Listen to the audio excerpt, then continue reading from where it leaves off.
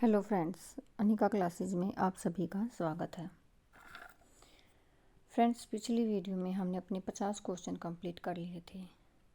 Friends, जो हम ये क्वेश्चन पेपर कर रहे हैं, इसमें जो हमारा साहित्य के जितने क्वेश्चन थे वो हमारे हो चुके हैं और अब जो शुरू होंगे वो भाषा, लिपि और जो हमारी व्याकरण है उसमें से क्वेश्चन आएंगे। फ्रेंड्स देखो, ये पूरा सेट है और कब का है ये? टीजीटी हिंदी मेल का है, 18/9/2021 फर्स्ट शिफ्ट का है। तो फ्रेंड्स, ये पेपर कराने का मतलब यही है कि इसमें दिखाया है कि क्वेश्चन पेपर है वो किस तरह से आया है, जो हमारा साहित्य है वो किस तरह से पूछा गया है, भाषा से क्वेश्चन कैसे पूछे जा रहे हैं और जो व्याकरण है हमारे वहाँ से क्वेश्चन कैसे बन रहे हैं, किस टॉपिक से ज़्यादा क्वेश्चन बन रहे हैं। अब हमारे यहाँ से देखो व्याकरण शुरू होती है। क्वेश्चन देखिए, नीचे दिए गए शब्दों का सही संधि वाला विकल्प पहचानिए। पिछली वीडियो में भी एक क्वेश्चन संधि का आया था, अब इसी एक ही सेट में दूसरा क्वेश्चन जो है वो संधि का है। 2 + सास, देखो यहीं से दिख रहा है। अगर पूछा जाए कौन सी संधि है तो हमें पता है विसर्ग संधि है, क्योंकि अलग से दिख रहा है। और अगर इसका सही संधि वाला विकल्प हमें बताना है तो देखो 2 + सास तो क्या होता है? दुस्साहस। क्या होता है? दुस्साहस। नेक्स्ट क्वेश्चन देखिए, कंप्यूटर युग में देवनागरी के लिए विभिन्न फ़ॉन्टों का प्रयोग किया जाता है। फ़ॉन्ट जो होते हैं उनका प्रयोग किया जाता है, जिन्हें अब किस फ़ॉन्ट के रूप में जाना जाता है। देखो, जो अब का युग है वो कौन सा है? कंप्यूटर युग है। और उसमें जो हमारी लिपि है देवनागरी, उसमें क्या होता है? विभिन्न फ़ॉन्टों का प्रयोग होता है। और जो आज के समय में हम जिस फ़ॉन्ट का यूज कर रहे हैं उस फ़ॉन्ट का हमें क्या है? नाम बताना है कि जो आज के युग में हमारा जो कंप्यूटर लैंग्वेज है जिसमें हम फ़ॉन्ट यूज़ कर रहे हैं उसका नाम क्या है? अरियल फ़ॉन्ट, लिगेसी फ़ॉन्ट, एल्जीरियन फ़ॉन्ट या कालिब्री फ़ॉन्ट। तो उसका नाम है लिगेसी फ़ॉन्ट। देखो, लिगेसी फ़ॉन्ट क्या होता है? हम व्हाट्सएप या कैसे भी कोई मैसेज टाइप करते हैं, ये हमारा कीबोर्ड होता है, इसमें ये हमारे अल्फ़ाबेट होते हैं। जब हम यहाँ पर टाइप करते हैं, इंग्लिश में टाइप करते हैं, तो यहाँ पर ऊपर जो हम इंग्लिश में टाइप करते हैं यहाँ पर हिंदी में लिखा आता है। जैसे कि हम का, के और ए टाइप करते हैं तो ऊपर हमारा का लिखा आता है। जो हमारा ये इंग्लिश में टाइप करते हैं और हिंदी में का लिखा आता है, ये हमारा लिगेसी फ़ॉन्ट होता है। कंप्यूटर युग में देवनागरी के लिए विभिन्न फ़ॉन्टों का प्रयोग किया जाता है, जिन्हें अब लिगेसी फ़ॉन्ट के रूप में जाना जाता है। लिगेसी फ़ॉन्ट विशेष रूप से टेक्स्ट को आकर्षित लुक देने के लिए डिज़ाइन किए गए हैं। टेक्स्ट यानी कि जो हमारा कीबोर्ड होता है। लिगेसी फ़ॉन्ट चुने जाने वाले अंग्रेजी कीबोर्ड से टाइप किया गया कोई भी टेक्स्ट हमें हिंदी में दिखाई देता है। जैसे हम अपने व्हाट्सएप पर टाइप करते हैं या कैसे कुछ भी सर्च करते हैं तो हम टाइप इंग्लिश में करते हैं, लेकिन क्या है, ऑटोमेटिक हमें हिंदी में वो वर्ड लिखा हुआ दिखाई देता है, वो लिगेसी फ़ॉन्ट होता है। नेक्स्ट क्वेश्चन देखें, इस लिपि को पवित्राक्षर या बीजाक्षर भी कहते हैं। कौन सी लिपि है जिसको पवित्राक्षर या बीजाक्षर भी कहते हैं? हीरोग्लिफिक लिपि, देवनागरी लिपि, दक्षिणी सीमा लिपि या फारसी लिपि। तो जो हीरोग्लिफिक लिपि है उसको पवित्राक्षर या बीजाक्षर भी कहते हैं। हिंदी की बोलियां कितनी हैं? 17, 15, 20 या 18? तो देखो, इसमें क्वेश्चन में डाउट है। 17 भी मानी गई हैं, 18 भी मानी गई हैं। कहीं कहीं 17 है तो कहीं कहीं 18 है। लेकिन जो DSSB ने अपना आंसर दिया था वो 18 दिया था। कौन सा दिया था? 18। हिंदी की जो बोलियां हैं वो 18 मानी गई हैं। हिंदी की कुल बोलियां 18, कहीं कहीं इसकी संख्या 17 भी मानी जाती है। अगर ऑप्शन में ये दोनों आ जाए तो 18 होगा। अगर ऑप्शन में 18 नहीं हो तो हम ऑप्शन 17 को ही लगा कर आएंगे। हिंदी और उसकी बोलियां देखो, अब हम हमारी जो बोलियां हैं 18 हैं, कौन कौन सी हैं हम उनको एक बार देख लेते हैं। ये टेबल है जो मोस्ट इम्पोर्टेंट टेबल है। देखो, एक तो पश्चिमी हिंदी है, राजस्थानी हिंदी, पहाड़ी हिंदी, पूर्वी हिंदी है और बिहारी हिंदी है। पश्चिमी हिंदी में कितनी बोलियां आती हैं? ये जो है ये पश्चिमी हिंदी की बोलियां हैं। कोरवी, हरियाणवी या बांगरू, दक्षिणी, ब्रजभाषा, बुंदेली और कन्नौजी। राजस्थानी में 4 आती हैं, मारवाड़ी, जयपुरी, मेवाती और मालवानी। पहाड़ी में 2 आती हैं, कुमाऊनी और गढ़वाली। पूर्वी हिंदी में 3 बोलियां हैं, अवधी, बघेली, छत्तीसगढ़ी। बिहारी हिंदी में भी 3 बोलियां हैं, भोजपुरी, मगही, मैथिली। ये सारी 18 क्या हैं? बोलियां हैं। हिंदी भाषा की 18 बोलियां हैं। नेक्स्ट क्वेश्चन देखिए। देखो, देवनागरी लिपि से एक ही सेट से किस तरह से क्वेश्चन पूछे गए हैं। आप ये देखिए कि आपको जो एक एक टॉपिक है वो किस तरह से अच्छे से कवर करना है। देवनागरी लिपि का विकास किस लिपि से हुआ है? खरोष्ठी लिपि, ब्राह्मी लिपि, चित्रलिपि या कुटिल लिपि से? तो जो देवनागरी लिपि का विकास हुआ है वो कुटिल लिपि से हुआ है। देवनागरी लिपि का विकास कुटिल लिपि से हुआ है। ब्राह्मी की उत्तरी शैली से 4वीं या 5वीं सदी में गुप्त लिपि तथा गुप्त लिपि से 6वीं शताब्दी में कुटिल लिपि विकसित हुई थी। गुप्त लिपि कौन सी सदी में हुई थी? 4वीं या 5वीं सदी में हुई थी। और कुटिल लिपि 6वीं शताब्दी में हुई थी। इसी कुटिल लिपि से 9वीं सदी के लगभग नागरी के प्राचीन रूप का विकास हुआ, जिसे प्राचीन नागरी कहते हैं।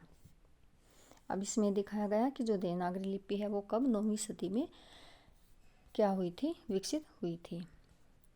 देखो, ये मेरे हिसाब से अभी चौथा क्वेश्चन है देवनागरी लिपि का एक ही सेट में।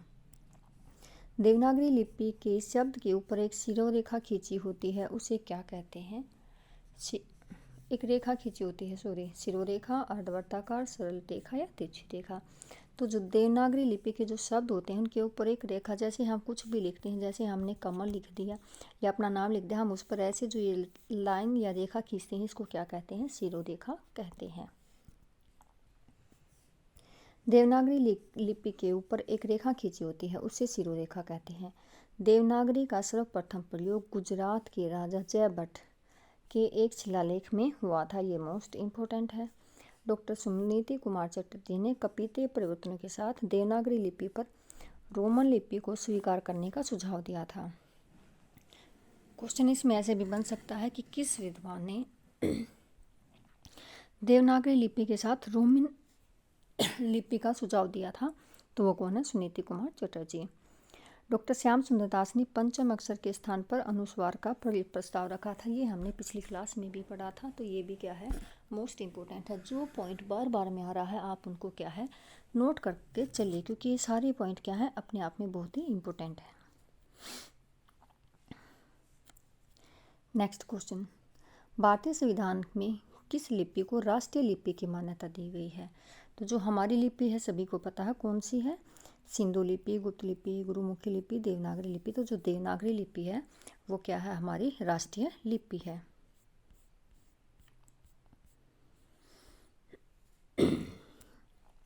भारतीय संविधान ने देवनागरी लिपि को राष्ट्रीय लिपि की मान्यता दी है। संविधान की धारा 343(1) के अनुसार जितनी भी धारा है 343 से 351 तक, यहाँ से एक क्वेश्चन हर हाल में पूछा जाता है। तो ये जो धाराएं हैं ये याद करनी बहुत ज़रूरी हैं। किस धारा से क्या कौन सी चीज़ संबंधित है? क्वेश्चन यही से बनता कि ये जो किस धारा से संबंधित है। जैसे भारतीय संघ की भाषा है वो किस में है, हिंदी को राजभाषा किस में माना गया है, तो ये इम्पोर्टेंट है। 343(1) के अनुसार भारतीय संघ की राजभाषा हिंदी एवं लिपि देवनागरी है। 14 सितंबर 1949 को हिंदी को भारत की राजभाषा स्वीकार किया गया। 14 सितंबर का दिन प्रतिवर्ष हिंदी दिवस के रूप में मनाया जाता है। नेक्स्ट क्वेश्चन देखिए, निम्न विकल्पों में से उस विकल्प का चयन कीजिए जो दिए गए शब्द का विलोम शब्द है। आलोक का विभा, अन्य, कांति या तिमर। अब हमें आलोक का जो है विलोम शब्द बताना, तो आलोक का विलोम शब्द क्या है? तिमिर है। अब इसमें कुछ अन्य शब्द भी दिए हुए हैं, उनको भी देखिए। अनन्य का विलोम अन्य है, सजल का निर्जल है, निंदा का स्तुति है, अतिवृष्टि का अनावृष्टि है। नेक्स्ट क्वेश्चन देखिए, दक्षिण भारत में देवनागरी लिपि के प्रचार का समय क्या था? अब इसमें समय पूछा गया है कब का? दक्षिण भारत का। ईसा की 12वीं सदी, ईसा की 10वीं सदी, ईसा की 8वीं सदी या ईसा की 7वीं सदी। तो दक्षिण भारत में देवनागरी लिपि का प्रचार हुआ था वो ईसा की 8वीं सदी में हुआ था। अब इससे इम्पोर्टेंट देखिए, प्राचीन बौद्ध ग्रंथ ललित विस्तार में वर्णित नागरी लिपि से नागरी नामकरण हुआ है। पाटलिपुत्र को नागर और चंद्रगुप्त को देव कहने के कारण देवनागरी नामकरण किया गया। यानी कि जो देवनागरी का नामकरण वो किसके द्वारा पाटलिपुत्र को नागर कहने पर और चंद्रदेव को देव कहने के कारण देवनागरी लिपि का नामकरण हुआ है। गुजरात के नागर ब्राह्मणों के नाम पर क्या है, नागरी नाम पड़ा। कहाँ के, गुजरात के ब्राह्मणों के। डॉक्टर धीरेन्द्र वर्मा के अनुसार मध्य युग की स्थापत्य की एक शैली का नाम नागर होने से भी नागरी नाम पड़ा। नेक्स्ट क्वेश्चन देखिए, ब्राह्मी लिपि की उत्पत्ति चीनी लिपि से हुई है, ऐसा किस विद्वान का विश्वास है। उनके किस विद्वान ने माना है।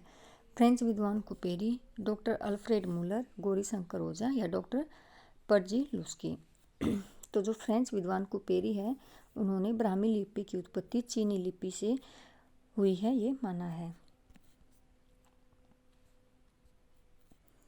अब देखिए, डॉक्टर जगत मोहन वर्मा वैदिक चित्रलिपि से उत्पन्न मानते हैं। डॉक्टर राजबली पांडे सिंधु घाटी लिपि से उत्पन्न मानते हैं। किसको, ब्राह्मी लिपि की उत्पत्ति को, ब्राह्मी लिपि को।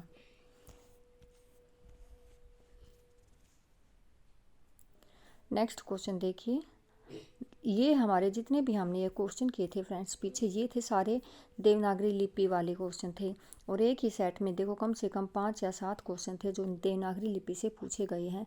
देखिए हमारा जो देवनागरी वाला चैप्टर है और जो संविधान संघ वाला चैप्टर है 343 से 351 वाला, कितना इंपॉर्टेंट है, मोस्ट इंपॉर्टेंट है।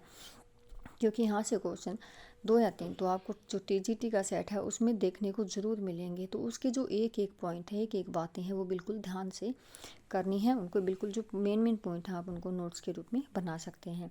अब जो हमारा क्वेश्चन है ये हमारा यहाँ से स्टार्ट हो जाएगा। ये हमारे 15 से 20 क्वेश्चन हैं। ये जो 15 से 20 क्वेश्चन होंगे ये हमारे क्या हैं, व्याकरण के होंगे। इसके बाद जो पेपर सेट होगा उसमें क्या होगा, जो पैराग्राफ है वो होगा। तो हम नेक्स्ट वीडियो में क्या है, जितने भी अब हमारे ये ग्रामर के क्वेश्चन हैं 15 या 20, नेक्स्ट वीडियो में हम इनको करेंगे। क्योंकि क्या है, मिक्स नहीं होगा। हमने आज देवनागरी लिपि के क्वेश्चन पढ़े हैं, कल हम इसी सेट से क्या है, जितने भी हिंदी व्याकरण के क्वेश्चन पूछे गए हैं इनको करेंगे। फिर हमारा क्या है, जो एक पेपर सेट है वो कंप्लीट हो जाएगा। आपने एक बार तो इसको पढ़ लिया, लेकिन अगर इस वीडियो का जितने भी ये सेट कराए हैं, एक सेट में जितने भी वीडियो कराए हैं, इनको बार बार में रिवाइज करते रहना। इससे एक तो क्या होगा, आपको ये पता चलेगा कि जो हिंदी व्याकरण है वहाँ से क्वेश्चन कितने बने हैं, भाषा से कितने क्वेश्चन बनते हैं, और जो हमारा हिंदी साहित्य है वहाँ से क्वेश्चन किस तरीके से पूछे गए हैं। हम सारे सेट करेंगे, धीरे धीरे करेंगे, लेकिन अच्छे से करेंगे। तब तक आप इनको अच्छे से रिवाइज करते रहिए। एक नोटबुक में आप इन क्वेश्चंस को उतार भी लेना, क्योंकि ये जो देवनागरी लिपि वाले क्वेश्चन है मोस्ट इम्पोर्टेंट क्वेश्चन है। Thank you friends.